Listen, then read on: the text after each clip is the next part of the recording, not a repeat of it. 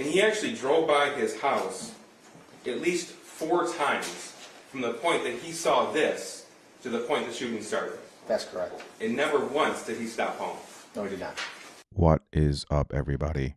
This is a quick video I'm making to show some of the evidence presented against James Crumbley by the state in his trial. There will be no details regarding the actual shooting in this video.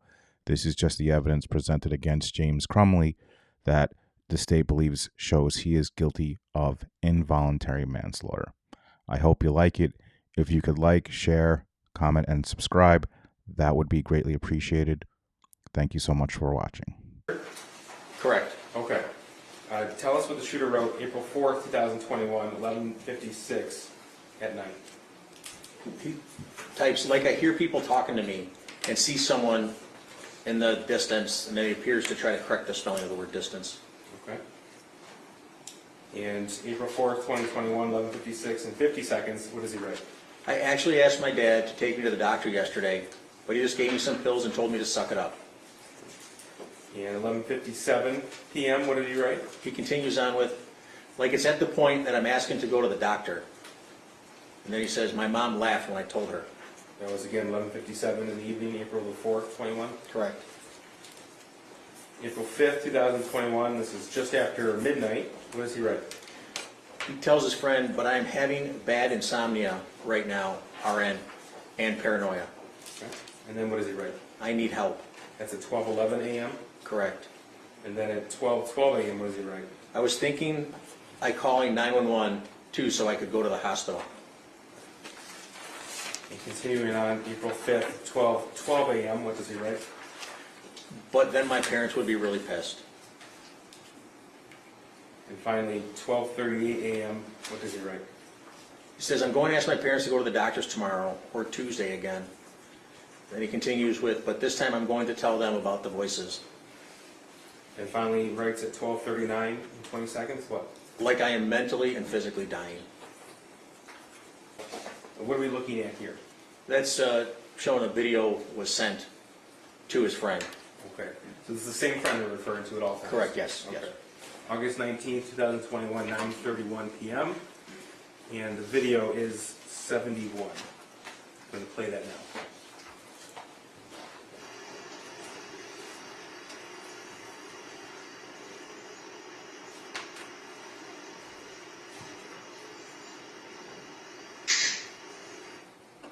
Now that's August 19th, 2021. Do you know what he was handling in his hand? That was a handgun.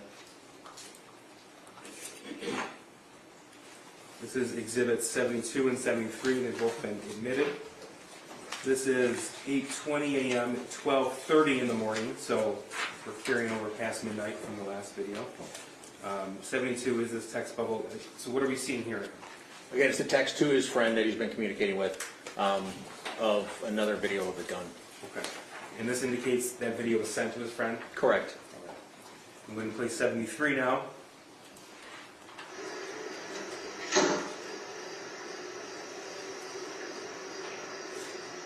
Now, sir, do we see a round in that chamber? Yes, there is. Okay, when I say round in the chamber, what does that mean? A bullet and a shell.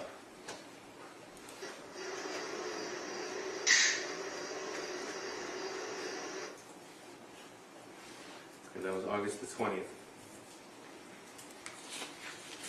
Now, were you able to tell if the defendant or Jennifer Crumbley were actually inside the home when the video was taken? Yes. 72. This is part of that same conversation between the shooter and his friend? Yes. Okay, and this was August 20th, 21 at 12:32 a.m.? Correct. Okay, so would that be right after that video was sent? That's correct. All right, what does the shooter write? My dad left it out, so I thought, why not? LOL. This is the screenshot. What does that mean to you? That image, that's the image that was sent with that. Okay. And this was on the shooter's phone? Correct. All right, so this is, this also has the file path here at 12:40 p.m. Tell me what we're looking at here. This one, so this file path is a little different. Again, starting where you see the word path on the screen there, and then going over. Second line from under tar archive, it's the tct.cs.rcs, and the RCS tells me that that is rich content. And that's Android's way of being able to either share large files, to know, a lot of people have an Apple phone, you can tell when someone's texting you back. That RCS feature allows Android phones to do the same thing. Okay. So as a forensic examiner, you can tell us that that screenshot was sent by the defendant's phone based upon, by the shooter's phone based upon the file path? Absolutely, yes. Okay. Now here's exhibits 85 and 86. This is from James Crumbley's phone. What are we looking at here? On the right side is, I'm sorry, the left side, I apologize, is the extraction information that was given, the name that was given in the file path, and then the screenshot again on the right side. Okay, exhibit 85, the extraction report here. It has the date and time. It's November the 8th, 2021, but this is 12:40 p.m., so that's later in time than what was found on the shooter's phone. Correct. Is that right? Correct, about 1 minute. But it's the same screenshot? Correct, it is.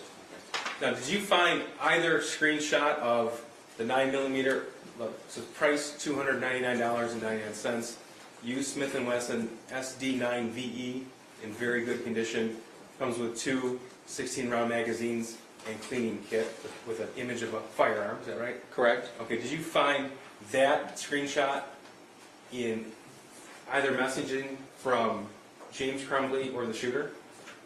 From James Crumbley? Yes. No. Okay. But did you find it anywhere else in the phone other than the cache data? No, I did not. Okay. 7 here, what is this? That is the 6-hour SP 2022 Okay. And sales receipt. this is dated November 26, 2021? Yes, Okay. And how much did the 6-hour cost? $489.95. Okay, so with tax, you paid a total of $519.35? Yes, All right. And what is the date of when he walked out of the store with that gun? 11/26/21. Okay, so on that date, he paid for it and walked out the same day? Yes. When I came out of the office, him and the gentleman, he was standing at the counter, the showcase. When we say gentleman, did you come to learn who that person was? Yes, his son. Okay. He was standing at the showcase, and his son was standing behind him. Okay. Metadata 90 is the photograph itself. Tell us what we're looking at here. That's was taken from the shooter's phone, and he's holding a handgun that was purchased on the 26th. And the handgun on the grip there says 6-hour? Correct, it is. Okay. And so when and where was this picture taken? This was taken at the Crumbley home on November 26th And what time? at 1:03 p.m. Okay. So we saw from the location history that James Crumbley was almost at his house at 12:57 p.m. And this photograph was taken 6 minutes later? Correct. Now, did the shooter post anything on Instagram with regards to this firearm? He posted pictures of him holding the gun, and then telling people to ask questions, they'll answer. So here's Exhibit 95. What do we see here? That's the Instagram post where the shooter wrote, "Just got my new beauty today, heart eye emojis, 6-hour 9mm. Ask questions, I will answer." And when was this post made? In the bottom left corner, you can see it was November 26th, 2021, and it says 1806, which is 606 UTC, and that's what I was talking about. We're -5 or 4 hours. So in November, we're -5 hours, so it's taken at 3:06. All right. Here is also Exhibit 95. What do we see here? 106. I apologize. It was 106 that was taken. 106. Minus I was going 5 to from correct your 18. math, but Yes, I apologize. Another picture of him holding it in his hand, and that was taken shortly after at 1:06 p.m. on the okay, so 26th. same caption of the post, different photograph. Correct. All right. And here is again same time, same caption. Yes, just looking down the sights of the gun. Okay. We see 3 dots at the top of the firearm. What is that? Those are the sights of the gun. The two on the outside in the front post. If you don't know, you line those up. It's called your sight picture. You get those 3 dots in a line. If you have equal light on either side, it's where your rounds are going to go. And he's just practicing lining up the sights. And that's lined up in a way where it would fire the way you would want it to. Would that be right? It's put around right below it, yeah. Hi, Ms. Crumbley. My name is Pam Fine. I'm calling from Oxford High School, and I'm here with Mr. Hopkins, who's Ethan's counselor. I was just calling to let you know that we just spoke with Ethan, had a really nice conversation. one of the teachers had sent an email to the office just that she was concerned because Ethan, when she was walking around the room checking assignments, that he was on his phone looking at bullets and that sort of thing. So she just wanted us to have a conversation. We did. He said he had been to the shooting range with you this weekend, and we were like, yep, you know, guns are a hobby for a lot of people, and shooting ranges, and that's perfectly normal.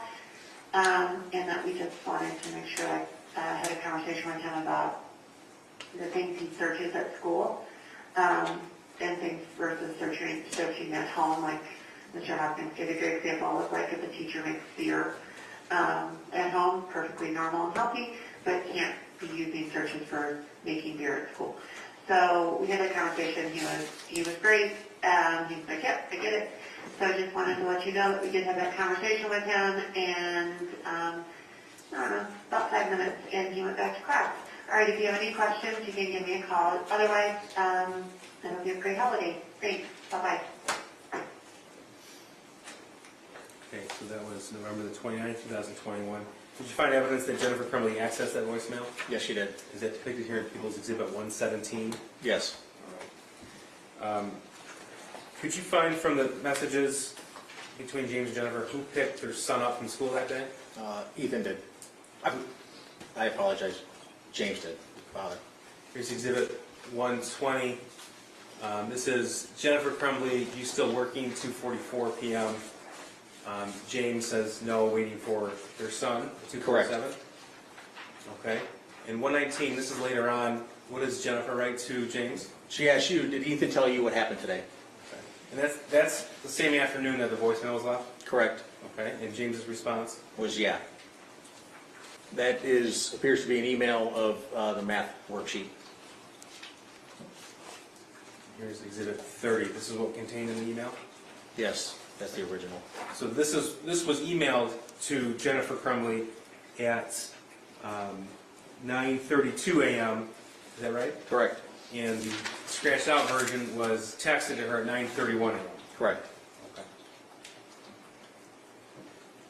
Now this is Exhibit 131. This is at 9:33 a.m. So this is 1 minute after that original drawing was sent to Jennifer Crumbley. What are we looking at? Jennifer telling James, call now, emergency. Okay. And then she says again, emergency. This is 10:53 a.m. Who do we see? It's James and Jennifer Crumbley leaving. Okay. This is James and Jennifer Crumbley, Yes, and they're walking out of the counselor's office. correct. Back towards the front office.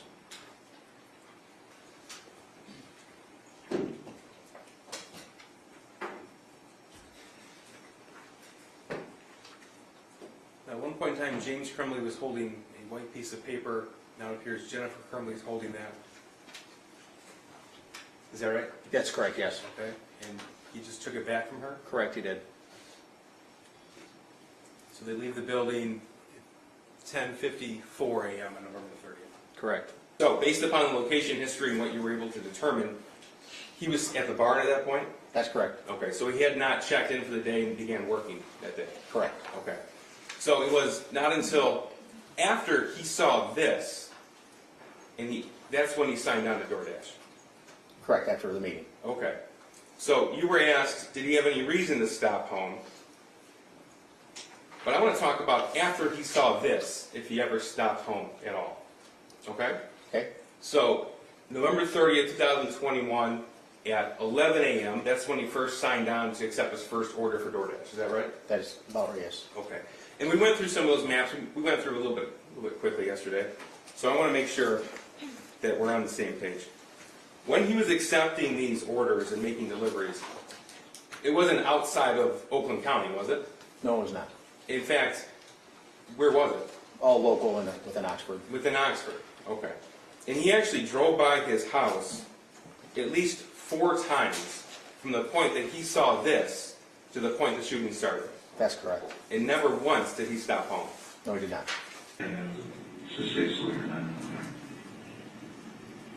Where was it going to happen? It was hidden in our in the case. And the bullets were hidden in a completely different spot. underneath some jeans. And that is some of the testimony and evidence that has been presented to date. It's not all of it. It's what I thought was pertinent. I hope you enjoyed the video. Personally, I think based on just on what they presented so far that he is guilty. What do you guys think? Let me know in the comments. Thanks so much for watching. Give me 2 taps and a Ric Flair.